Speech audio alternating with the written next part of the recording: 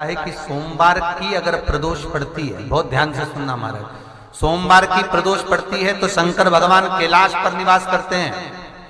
मंगलवार की प्रदोष पड़ती है तो शिव काशी में निवास करते हैं। बुधवार की प्रदोष पड़ती है तो शिव रजत भवन में निवास करते हैं।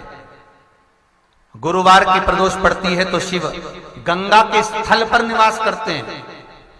शुक्रवार की अगर प्रदोष पड़ती है तो शिव नीलकंठ पर विराजमान होते हैं।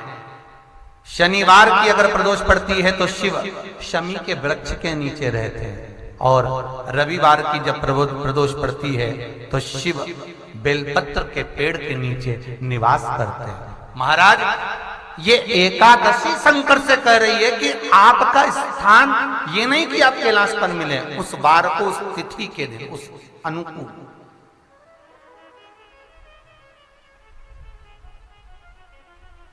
हमारे यहां कहते हैं सोमवार की जो प्रदोष पड़ती है वो इच्छा पूर्ति करती है। मंगलवार की प्रदोष रोग से मुक्ति देती है। बुधवार की प्रदोष कामना की पूर्ति करती है। गुरुवार की प्रदोष शत्रुओं का नाश करती है। शुक्रवार की प्रदोष सुख और शांति देती है।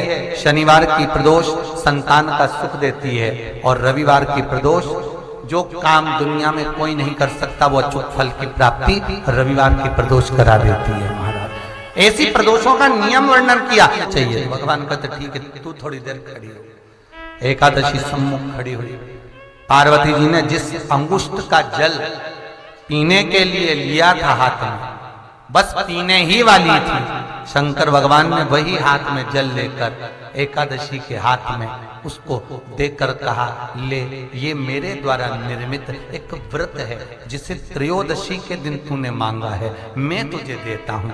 आज इस व्रत का फल मैं तुझे प्रदान करता हूं। अब तू जिस जीवात्मा को लेकर जाएगी उसका पाप प्रबल नहीं होगा। किसी स्त्री, पुरुष, बालक, बुजुर्ग जो भी होगा जिसने प्रदोष का व्रत करा होगा वो जीवात्मा को तू किसी फल की कामना से नहीं स्वतः ही लेकर चली जाए। उसमें कोई कामना नहीं है। बन सके जीवन में 11 प्रदोष या 26 प्रदोष करने के बाद आप उसका उद्यापन कर विराम भी दे सकते।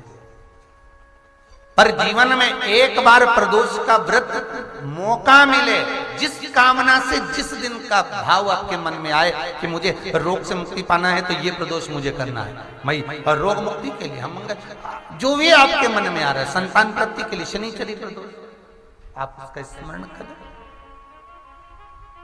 फिर लिखा शिव महापुराण में, बड़ा सुंदर लिखा वेदव्यास जी ने, मान लो आप प्रदोष का व्रत नहीं कर सकते, आप अगर व्रत नहीं कर सकते तो प्रदोष के दिन, प्रदोष काल में शाम का समय सूर्यास्त का कुछ पल, कुछ घड़ी के पहले से लेकर बाद तक का प्रदोष काल के अंतर्गत आप शंकर जी के मंदिर में जाकर 1 लोटा पानी, 5 बेलपत्र भी अगर समर्पित करते हैं तो संपूर्ण प्रदोष का फल आपके भाग्य में प्रबल हो जाए। शिव महापुराण में इसका